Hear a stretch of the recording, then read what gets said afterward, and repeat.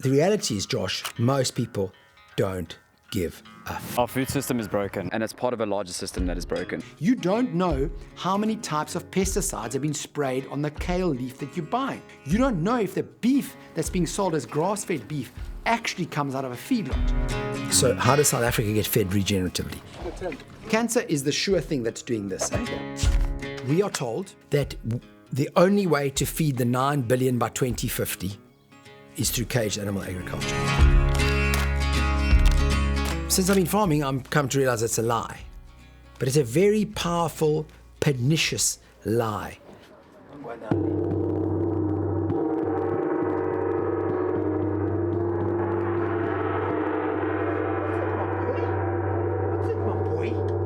This is Angus McIntosh. A year in the making and years in the manifesting, Angus has given me unrestricted access to his farm to make what you're about to see. Angus's farm is a regenerative farm, and it's located just outside of Stellenbosch in the Western Cape of South Africa.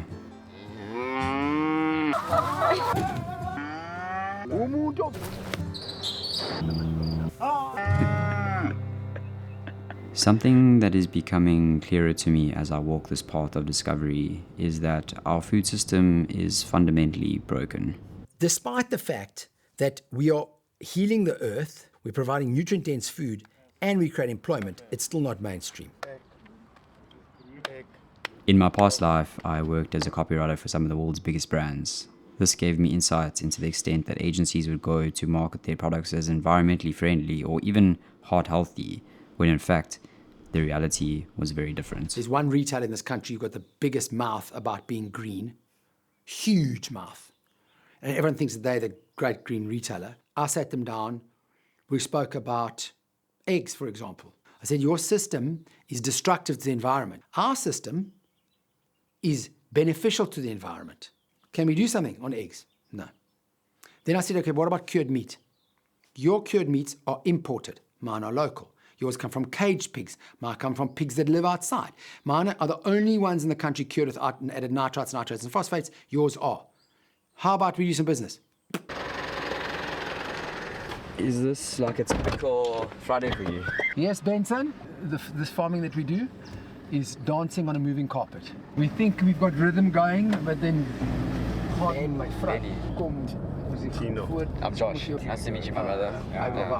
The reason why organics is either getting a very bad name or ignored, or regenerative doesn't have banned space, is because it's a threat to the system.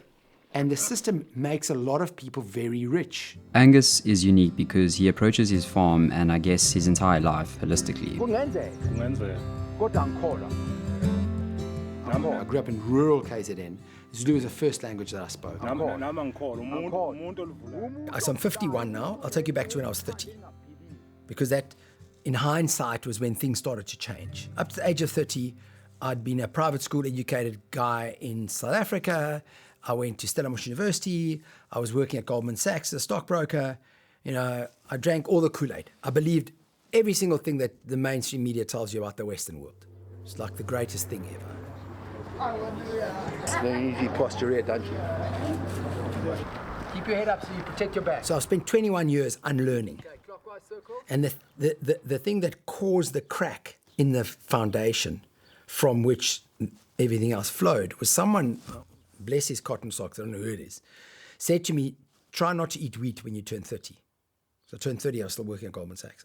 Just had our second child. What are you talking about? So I said, okay, fine, I'll do it. I had never thought of any dietary intervention. I'd never been on a diet. It just wasn't in my consciousness. I just ate as much of what I can anytime I wanted to. And I suddenly felt, I mean, I'd always felt good and energized and yes, but I started feeling even better. I was like, what? How's it even possible? And that, I'm looking back, is definitely where the crack comes in. I, and then it's right hand to right hand, and behind. I see the sun, and the sun sees me. I see you, and you see me. You know, one of the things is making that circle 3 mornings a week. It's a circle, do you understand? It's not a triangle or a square. There's not one person in the middle. We are all as one thing. I don't allow anyone to call me sir or Mr. or any of that shit. And we have everyone's names, their first names are on their overalls. Everyone has an overall with their name on. Because a lot of the black folk have an English name. Like there's been a guy called Thomas. Everyone knows him as Thomas. So I was saying, Thomas, what's your actual name? Mangalani. Okay, you're now Mangalani. So stop calling him Thomas. They call him Thomas because the freaking whiteys can't pronounce Mangalani. Most black people are shocked that I can speak it. And it's like, guys, why are you shocked? None of us are shocked that you can speak English. Why should you be shocked if a white guy can speak your language? Every white person should speak your language. It just doesn't make any sense. A testament to increasing the biodiversity of the farm, Angus has introduced Bontebok onto the farm after about 300 years. It's amazing, man. Like an ancient connection to the land. We actually dropped them off right on the other side of the farm. It's kind of like a sign of rebirth, like that's happening, It's amazing. Angus is always learning and implementing new ideas from mentors in his life.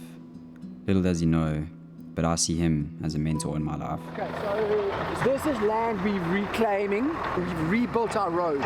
We put everything on contour, and so now we're filling in with good soil. And what's the reason though? Because we were having massive erosion because none of our roads were on contour. Joel Salatin, my mentor, or one of my mentors, came to visit the farm, I think it's 3 years ago now. And he said to me, he looked at the whole operation, and I mean, we've kind of modeled ourselves on Salatin. He said to me, why are none of your roads on contour? Because we just randomly were driving down the hill. So over time, there's been a lot of erosion. So if you randomly drive down the hill, you just cause massive erosion. Anyway, I sat with that for a long time, and then in May, before the winter, I said, stuff it, I can't live with this anymore. The more I walk this path of self and collective discovery, the more I realize animals are vital to the healthy ecosystem of any environment. So we've got pigs on the farm, we've got cattle on the farm, and we've got chickens on the farm. Angus implements something called rotational grazing, and his approach to regenerating the land is simple. So remember, we move our cattle twice a day, every day, to fresh pasture. A lot of animals, small space, short period of time, followed by a long rest period. If there's one thing that a message I want to get over, that's exactly that. All we do, a lot of animals in a small space for a short period of time, followed by a long rest period. That's how you kickstart the ecosystem.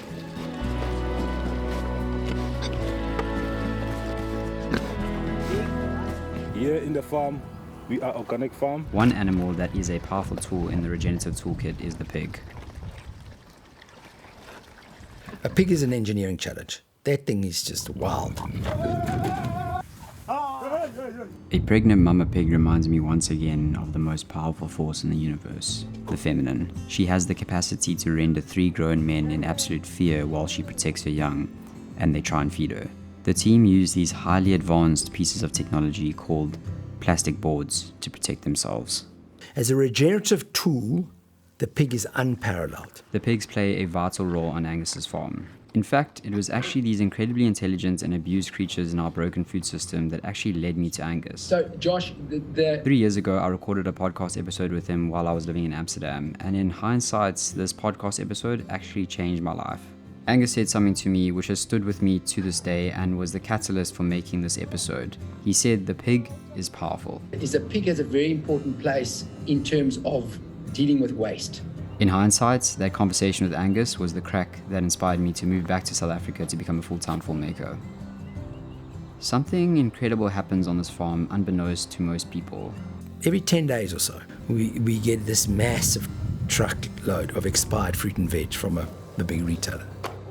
Instead of going to landfill where it gets turned to methane, 16 tons of expired fruits and veg gets upcycled by these incredible creatures.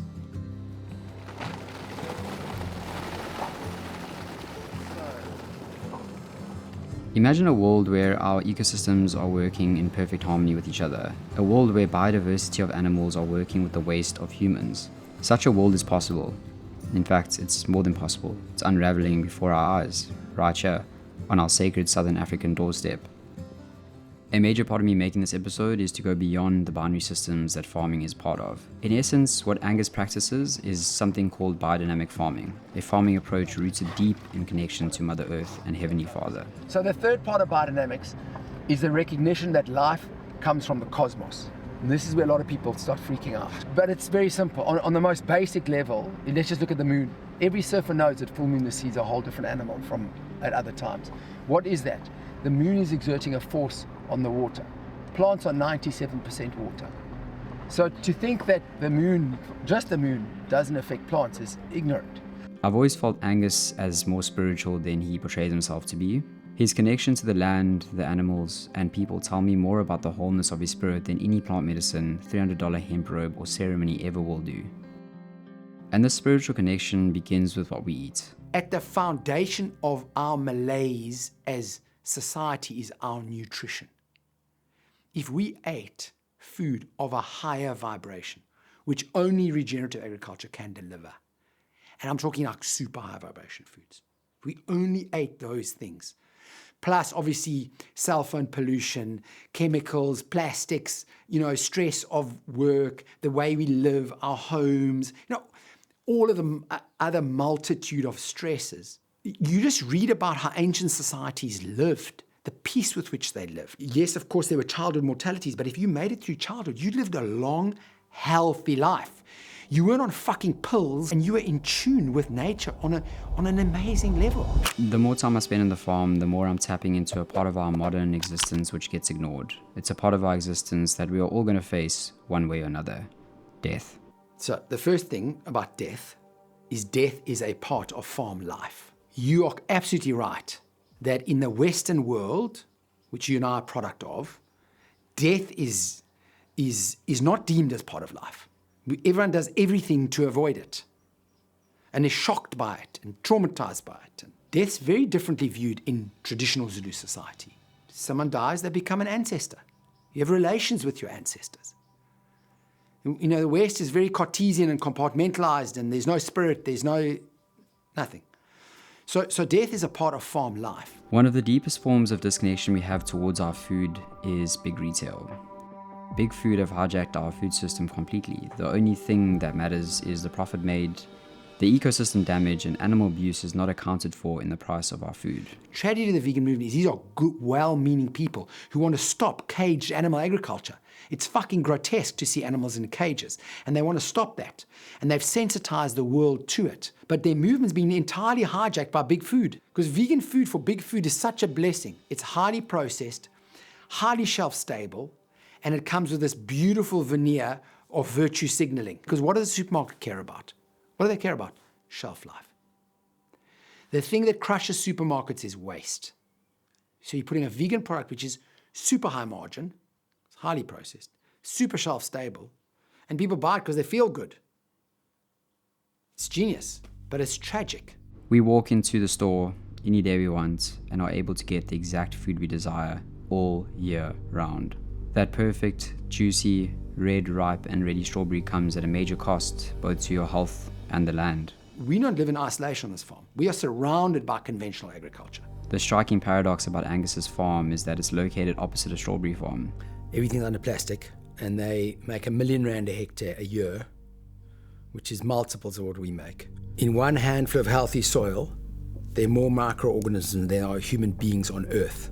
Most of these farms use toxic pesticides, and this is so that their yield can be consistent and live up to the insane demands that consumers have over how food looks. They spray a thing called methyl bromide. They fumigate their soils with a chemical that kills every single one of those microorganisms. Because they're a problem. The nematodes are going to do this, and this is going to eat that, and it's going to eat that. And then you apply NPK fertilizers. There are many studies that show a strong correlation between pesticides in the modern diet and the link with cancer. Every time they measure, there's more pollution in the sperm, more pollution in the breast milk. So that stuff is manifesting as sicknesses. You can read. But it shouldn't take studies to convince us that spraying chemicals on our food is bad for us. It should be common knowledge. A lot of cancers has got to do with endocrine disruption and inflammation. It would seem that our educational system and governments are stuck in this compartmentalized paradigm that is keeping us sick and tied to the healthcare system. I thought the point of education was to question existing belief systems and ways of doing things so that we could better society. Through diving deep into this episode to learn more about regenerative agriculture, I've discovered what may have been obvious to many, that our system itself is broken. It reminds me of the phrase which is often attributed to Krishnamurti: it is no measure of health to be well adjusted to a profoundly sick society. Every animal brings something different. Right? Our philosophy is that we try and provide as much life as possible to everything all the time. So we have different animals on the farm because they all bring different manures and different fertility, different energy, and different income streams. We have vineyards on the farm, but we incorporate our animals into the vineyards. So we try and have as much integration as possible, as much connection as possible. And I think we live in a world where since the mid to late 1700s, so in almost 300 years, our education system has not changed. It's to educate unquestioning factory workers. It's an entirely intellectual education system that has no care or comprehension for a human being. And a human being is a social being. Okay? Rudolf Steiner talks about the threefold parts of the human: head, heart, hands. Thinking, feeling, and willing. If there's been multiple generations of this compartmentalized reductionist thinking, that's going to manifest like what's on the other side of our fence. And here lies the problem we face. The education system has been psyopted by the system itself. It is rooted in the inability to think freely and differently. It is proudly manifesting leaders that are not actually for the people, but rather for themselves and their own pockets. But I tried for 2 years to get Stellenbosch University to use our farm as a real ground, baseline study. And they just weren't interested. They're still not interested. They're trapped in this chemical paradigm. Margins in agriculture are so tight, okay? It is so hard to make money. Since 2010, 56% of South Africa's cattle farmers have gone bankrupt, and 54% of the grain farmers have gone bankrupt. Okay, so now you're saying to the guy, dude, try something else. He's like, I'm just trying to keep my head above water. And then another element is that the regenerative farmers are not being rewarded. There's not massive demand for their products. If you become a regenerative grass-fed, grass-finished beef farmer, you're not guaranteed an outlet for your product. Now, the big guys haven't got behind the brands yet. The way Angus has modulated his farm is incredible. He has implemented a system where the cattle can self-select which minerals they are deficient in. So the principle is super simple. All soils are deficient, all plants growing in the soil are deficient, all animals eating those plants are deficient. Deficiency manifests as disease. These animals know what they're missing, so they just cruise in here and then medicate for themselves. The theory is that 30% of what they take in fixes the internal imbalance, and the rest comes at the back end biologically available. So that cow pat that you studiously avoiding has the correct minerals in that are required by the soil.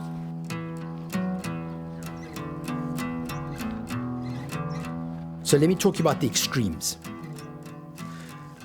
The extreme, which we practice, is grass-fed, grass-finished. What it means is that that animal has never had a grain in its life. The alternative is what they call grain-fed beef or feedlot beef. Okay. And then how that model works is those calves are weaned 6, 7, maybe 8 months. They're weaned and they go into a feedlot.